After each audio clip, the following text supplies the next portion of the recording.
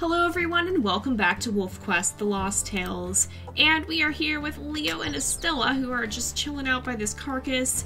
And we're actually going to go ahead and sleep real quick and switch the time of day to dusk. We're going to try and see, or not to dusk, excuse me, to dawn. And we're going to try and see if we can chase off some more cougars. Now, I'm hoping we'll get at least 10 chased by the end of this series.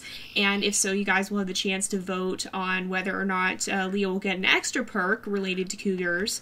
But we'll see. It depends on if we actually find them or not. But last time we were talking a little bit about wolves and coyotes and foxes. And I said a couple things I wasn't entirely sure about, and so I went to check on that between episodes, and I was mostly right. So, for the most part, foxes and wolves don't clash as frequently as coyotes do. Coyotes eat some larger animals, and they definitely scavenge a lot more off of carcasses, whereas foxes will scavenge, yes, and if they're caught scavenging, then yeah, the wolves may go after them. Hopefully we'll be able to come back and eat that hare a little bit later. We're not just hungry at the moment yet, but I'm sure we will be back in the area before too long. We've kind of been circling the map. But foxes will tend to prey on a lot of smaller animals that wolves and coyotes really don't eat, and so they don't necessarily overlap in terms of the food they're eating as much as wolves and coyotes do. That's what's tripping me up. I was like, where is Estella? I can't see her, but I had her name tag off. I was getting kind of confused there. Man, this is a stubborn bear. Oh my goodness. Whoa! Oh, we definitely got hit that time. Alright. So, let's see. We should be able to take this guy down. We just need to continue on going after him. Oh my goodness. Oh, that was bad. Okay, we might actually have to back down from this. I'm gonna go back. I'm gonna eat that. Oh, careful, Estella. Oh my goodness. I'm gonna go back and we'll eat here and then we'll see if we can come back. And yeah, we are gonna get to finish this hare, although I don't think it's quite gonna be enough. Oh, there's a coyote here. No, get out of here. We'll chase that guy off in a minute and kill him, but yeah, whereas coyotes, they tend to scavenge a lot more, and they rely more on wolf kills, and they hunt more of the same prey, well, to a degree, that wolves do. They are very much scavengers, and wolves are much better at hunting larger prey because coyotes are less, they're more solitary. They don't have quite the same large packs, from what I understand. And so that makes it harder for them to bring down large prey. That's not to say they never will, but they're not hunting just the same small prey that foxes will be. And so, whereas foxes, you're not going to see a fox bringing down a deer, you're not going to see a fox bringing down an elk. Maybe hares, but, oh, we missed again. We keep not actually landing blows. This has taken like 20 hits. Are you serious? I suppose we kind of deserve it after the great luck we've been having. There we go. But anyway, so they clash a lot more with wolves than the foxes will. And so, generally, it's just not as worth it for the wolf to go after a fox unless it's actually eating from their carcasses. The other thing is, foxes are omnivores. Red foxes are as well. Also fennec foxes. I wasn't sure if which one it was. Turns out it's both. I just remember reading that from when we had a series about fennec foxes a while ago. But it turns out it is both, and so they will eat non-meat material as well, which is something that doesn't happen as much with wolves and coyotes. Now, wolves, however, are quite aggressive towards coyotes, and again, it's because there's more overlap in the things they eat. Coyotes will scavenge off carcasses, they will compete for the same prey, they're potentially a threat to wolf pups as well, and so there's just a lot more reason that the wolves have to go after the coyotes, whereas foxes, they're not going to be as big of a deal to wolf pups, I don't think, either, just because they're so much smaller, it would be harder for them to successfully get away with it. They're also very fast and able to escape the wolves pretty well. So if they get a good head start, it's just not going to be worth it for the wolf to go after them unless they're truly desperate and actually hungry or whatnot. In which case, there's probably going to be better things they can get hopefully. If not, then yeah, they might go after a fox if they were truly desperate. But for the most part, it's not as fierce of competition as it is with coyotes. Now, that's kind of just how it works with that. Coyotes are a lot closer to wolves in diet and behaviors, and that makes them closer competitors because they're going to be going after the same thing. The other thing is coyotes are a lot faster in real life than they are in the game here. In the game, it's extremely easy to kill a coyote. You can pretty much out-sprint them with any kind of wolf, and you have to be able to in this game, in all fairness. If you couldn't kill them, you couldn't complete the Slough Creek mission, and you just have them keep coming back and attacking your pups. So, granted, the game does need that to be the case. Now, I'm not sure in WolfQuest 3, they've already confirmed they're making the coyotes faster and more difficult to catch. We saw that in the video where they first talked about the coyotes and their new AI. But I'm not sure how that's going to affect the Slough Creek mission. Now, at this point, we have virtually no info on Slough Creek. We've seen the updated pup models. Oh, and it's raining again. But we really haven't seen anything actually about the new pups or the gameplay, and right now, I mean, I know the team is focusing on the core gameplay. There might be a moose around here somewhere. I don't think we're near the elk herd. But right now, you know, the team is understandably focusing on the core gameplay, so I don't even know how much of Slough Creek is worked out at this point, which is fine. It's a very complicated game. They've changed so much, they've added so much that it's understandable it's taking this long, but it does mean we have, like, no info yet, and so will we have to kill the coyotes? Will we just have to chase them off? How will that even work? We don't even know how that's gonna work. And so it's something that I'm sure we'll see as time goes on, but right now we don't have any info on that for the most part. And so, yeah, they're making the coyotes faster. That's going to have an impact on the gameplay here on Amethyst Mountain, and it is going to change Slough Creek too when they get to the point of releasing that and working on that. But we don't know how that's going to exactly affect it. It'll be interesting for sure, though. And just the new systems in general will be interesting because, again, it's not going to come down to... The fighting system right here is still very rigid. We have some real-time fights, and that's with predators and prey, and not with other wolves in this. But those are going to be changing significantly, too, just with the general overhaul. And so it'll be interesting to see how that affects things in general, too. I imagine it is going to come down to incentive and who has more reason to fight because, of course, the wolves are going to have a great reason to fight if their pups are in danger, whereas the predators, if you put up enough of a struggle, they might go, this isn't worth it, I'm going to find some easier prey, I'm not going to stick around here and risk getting hurt or even killed. And wolves will kill coyotes if given the chance. If they can catch them, they will kill them. But they can't always catch them, and that works to the coyotes' advantage, definitely. Okay, we're getting hungry. We need to go back and get food. Did that carcass just straight up disappear? It might have actually just depleted. No, I think it's still there. But yeah, so they will kill coyotes if given the chance. It's just a matter of whether or not they actually do get that chance, because coyotes are quite fast, and that's that's one thing that helps keep them alive. If they can't get caught, then they'll live to tell their tale for another day. So it just is how things work in nature. It is interesting, though, to learn more about this ecosystem and how it interplays, and there's still a lot we don't know because it's difficult to observe wild animals, so everything is founded off of what we've seen or things we can reasonably extrapolate from that. So, I mean, some things we definitely haven't seen, but we can reasonably guess at them. And we may not have seen some things frequently, but we can still make educated guesses at that. That's just a bush. I thought for a second there was a coyote there. I was like, what is that? But then it's just a bush.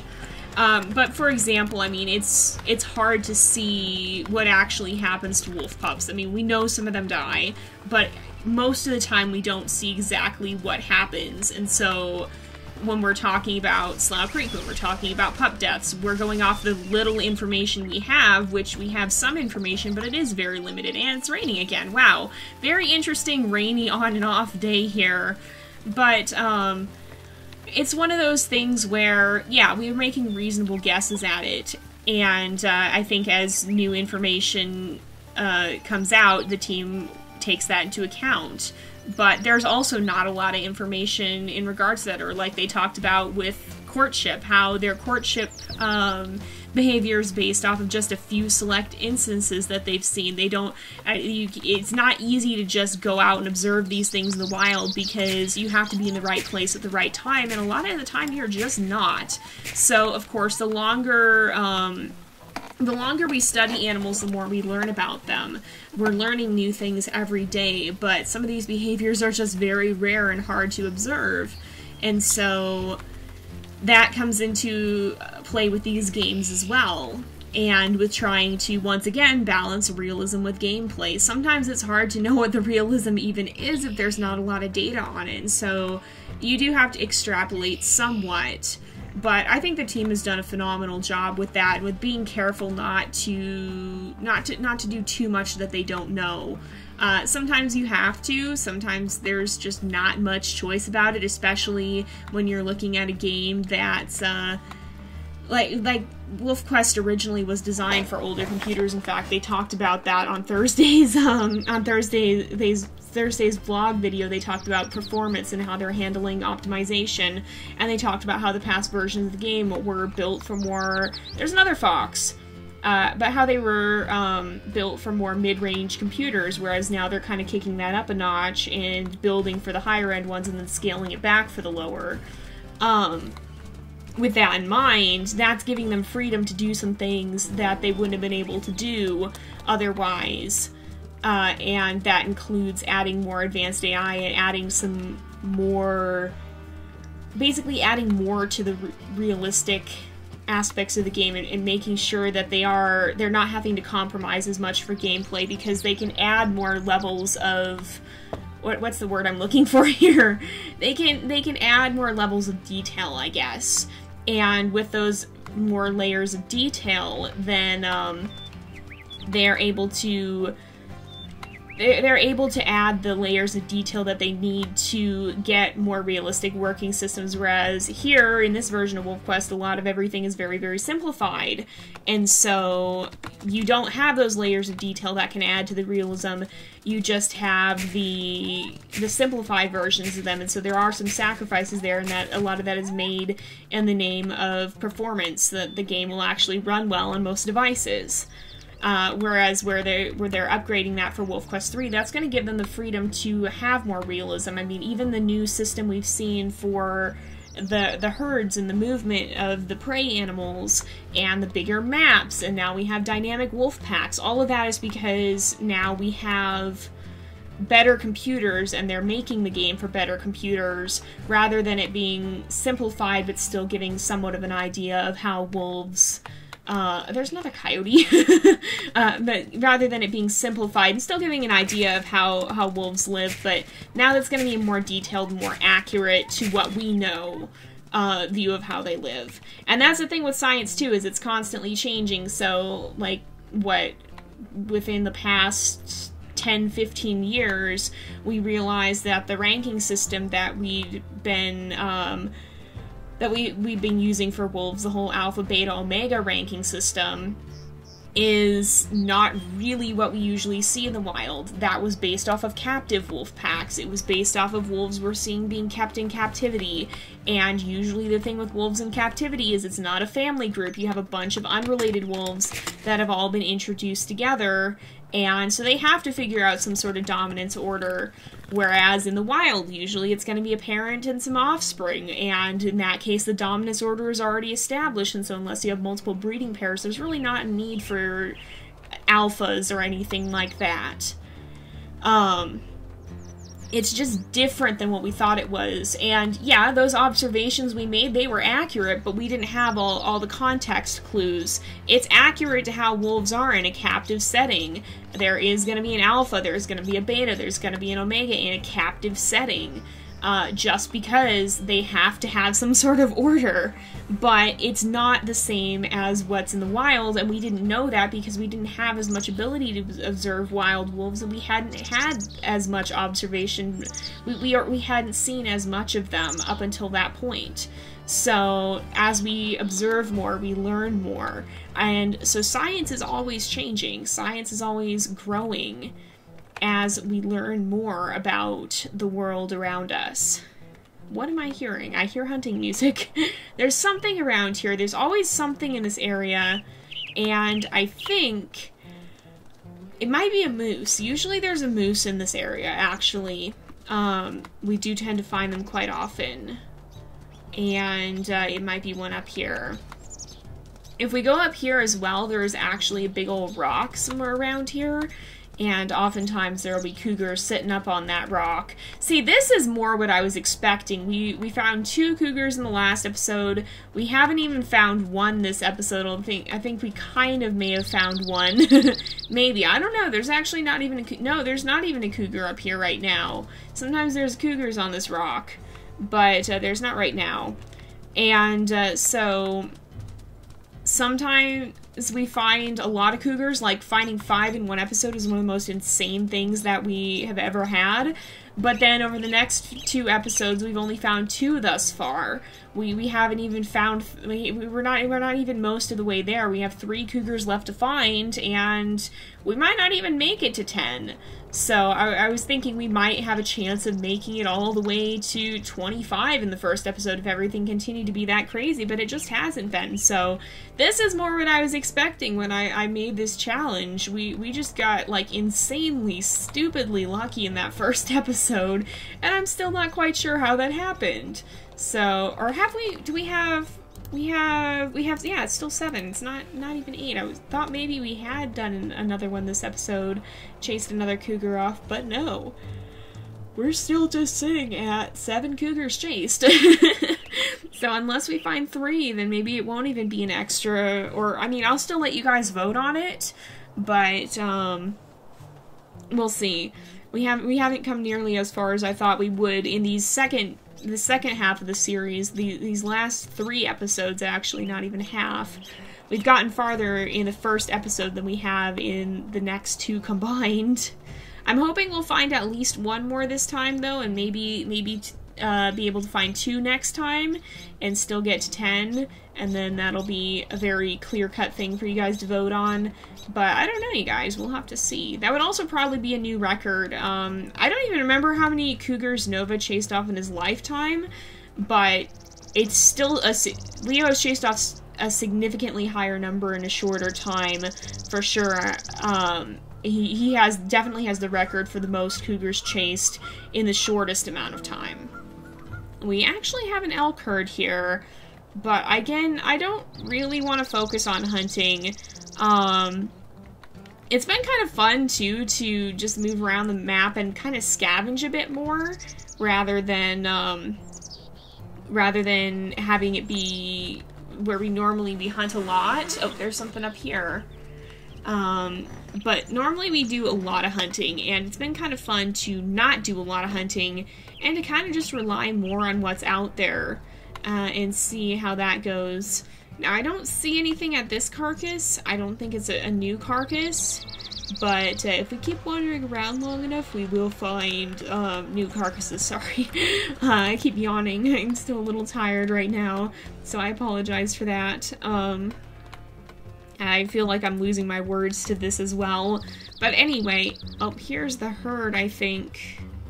Is that what's going on here? I don't see where the herd is. Oh, they're up there, okay. But yeah, they are around here. We're gonna just go on. We've been fine. We haven't needed to hunt all that much. And, I mean, I think wolves do scavenge to some degree. Oftentimes they have to hunt, and they're one of the biggest providers of food, but I believe they do scavenge. I mean, most animals aren't going to pass up a free meal if it's just sitting there, except for the ones that rely on, like, live prey like snakes or some insects, they won't eat it, they won't recognize it as food. Oh, but it's raining again!